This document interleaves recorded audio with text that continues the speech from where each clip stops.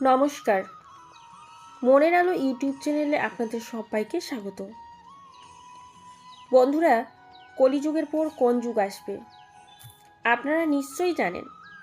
হিন্দু শাস্ত্র অনুযায়ী সময়চক্র 4টি ভাগে বিভক্ত: সত্যযুগ, ত্রেতা যুগ, দাপর যুগ এবং কলিযুগ।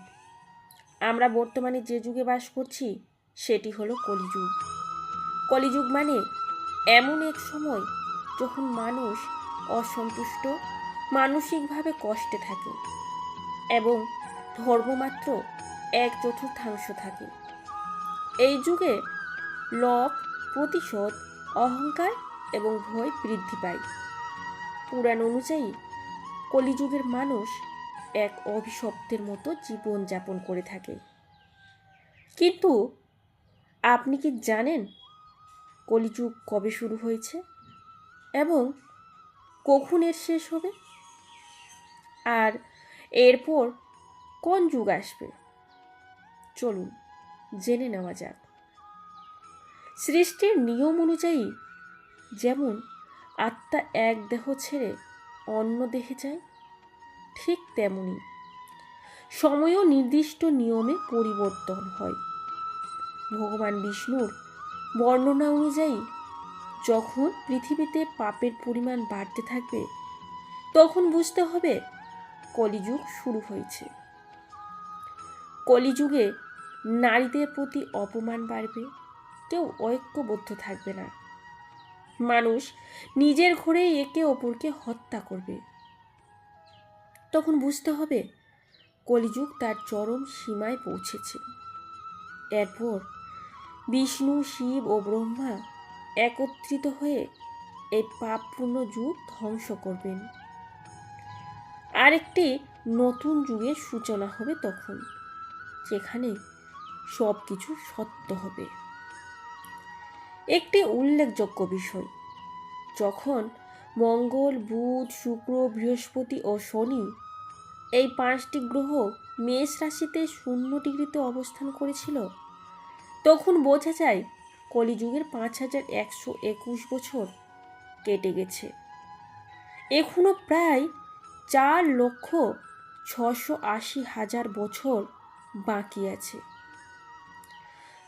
তাছাড়া কলিযুগের শেষের লক্ষণগুলো কি থাকবে সেটাই জানি। নদীগুলো শুকিয়ে যেতে শুরু করবে, অসৎ ও অন্যায় উপার্জন বাড়বে, মানুষ টাকার জন্য হত্যা করতেও দ্বিধা করবে না কখনো। বিবাহের মতো পবিত্র সম্পর্ক অপবিত্র হয়ে যাবে, স্বামী স্ত্রীর একে অপরকে প্রতারণা করবে, সমাজ সহিংস হয়ে উঠবে, মানুষ সত্য থেকে দূরে সরে যাবে, একে অপরের সম্পত্তি ছিনিয়ে নেবে, পরিবারের সম্পর্ক নষ্ট হবে।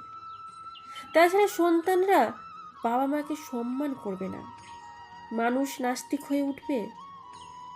ভগবান কৃষ্ণ মহাভারতে বলেছেন কলিযুগের শেষে এক ভয়ঙ্কর যুদ্ধ হবে, যেখানে অতিবৃষ্টি ও তীব্র গরম দেখা দেবে।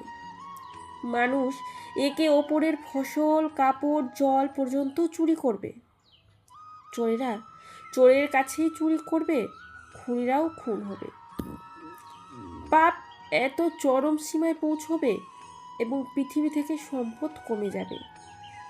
তখন ভগবান কল্কি অবতার হিসেবে আবির্ভূত হবেন এবং এই সৃষ্টি রক্ষা করবেন। এরপর শুরু হবে নতুন করে সত্যযুগ। মানুষ আবার ধর্মের পথে ফিরবে, মানসিক সুখকে গুরুত্ব দেবে, চারদিকে শান্তি ও আনন্দ থাকবে, সাথে মানবতাও প্রতিষ্ঠিত হবে। মানুষ ঈশ্বরের সাথে তপস্যার মাধ্যমে যোগাযোগ করতে পারবে, নিজের ইন্দ্রিয়ের ওপর সম্পূর্ণভাবে নিয়ন্ত্রণ থাকবে।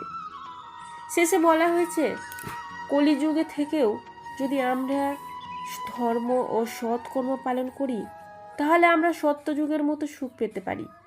বন্ধুরা, যদি এই ভিডিওটি আপনার ভালো লেগে থাকে তাহলে সম্মানের সাথে কমেন্টে লিখুন জয় শ্রীকৃষ্ণ এবং সাবস্ক্রাইব করে পাশে থাকুন।